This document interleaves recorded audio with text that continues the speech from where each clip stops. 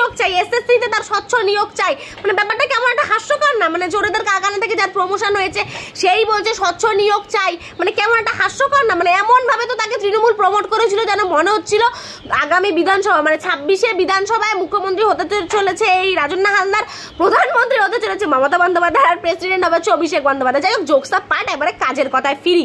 মানে রাজন্না হালদার যার প্রমোশন হয়েছে চোরেদের কারখানা থেকে, তারপর আবার চোরেদের কারখানা থেকে ঘাড় ধাক্কা দিয়ে তাকে বার করে দেওয়া হয়েছে, তারপরেও সে বলেছিল মিডিয়াকে যে তার এখনো নাকি অভিষেক বন্দ্যোপাধ্যায় মমতা বন্দ্যোপাধ্যায়ের প্রতি রেসপেক্ট ভালোবাসা বজায় আছে।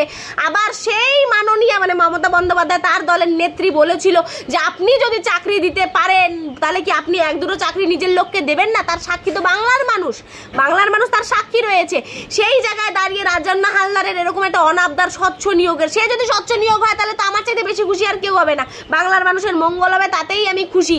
কিন্তু এইরকম একটা আদৌ কি হবে? মানে রাজন্না হালদারের এরকম একটা অনাবদার কি আদৌ মানে কেমন না একটু ব্যাপারটা, যেখানে বলছে যে নিজের লোককে এক দুটো, তো আপনি তো নিজের লোকের মধ্যেই পড়েন, তা আপনি তো চাকরি পেয়েই যাবেন, আবার স্বচ্ছ নিয়োগের দাবি করছেন আপনি, তাই আর কি জিজ্ঞাসা করছিলেন। মানে এত তাড়াতাড়ি ঘুচে গেল আপনার তৃণমূল করার শখ, মিটে গেল আপনার তৃণমূল করার শখ, তাই আর কি বলছিলাম।